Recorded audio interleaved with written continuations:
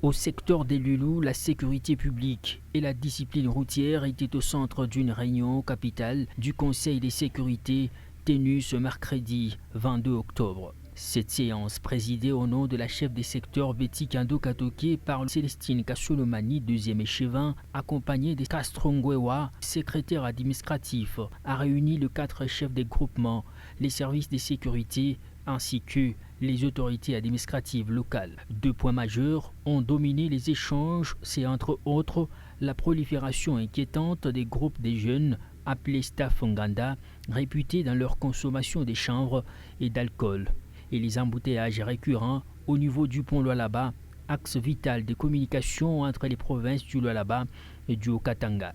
Les interventions des participants ont mis à lumière un constat préoccupant dans plusieurs villages du secteur où des regroupements de jeunes d'Istaf Nganda se multiplient. Ces groupes, souvent désœuvrés, passent leur journée à consommer de l'alcool frélaté et des stupéfiants avant de s'aimer parfois les désordres dans le quartier. Ce phénomène, loin d'être anodin, alimente des actes d'incivisme, des vols et des troubles à l'ordre public. Face à ce tableau sombre, plusieurs résolutions concrètes ont été adoptées, notamment l'identification des principaux foyers d'activité des Staff Nganda dans chaque village, le démantèlement progressif de ces groupes avec l'appui des forces de sécurité locales. Au-delà des problèmes sociaux, les membres du Conseil ont également abordé la circulation chaotique au niveau du pont Lualaba, véritable carrefour stratégique pour les usagers et poumon économique du Lualaba. Chaque jour, des dizaines de camions, motos et véhicules légers s'y croisent dans une confusion génératrice d'embouteillages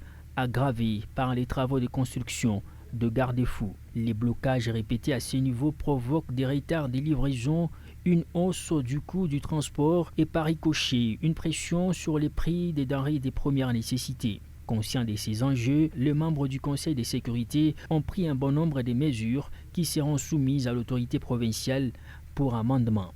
Les efforts engagés au niveau local s'inscrivent dans la vision sécuritaire et de développement de la chef des secteurs Betty Kando Katoke qui fait de la paix sociale, de la sécurité routière et de la protection de la jeunesse des priorités de sa gouvernance. Au terme de la réunion, le secrétaire administratif Kastrongwewa a insisté sur l'importance de la collaboration entre les autorités, les services de sécurité et la population.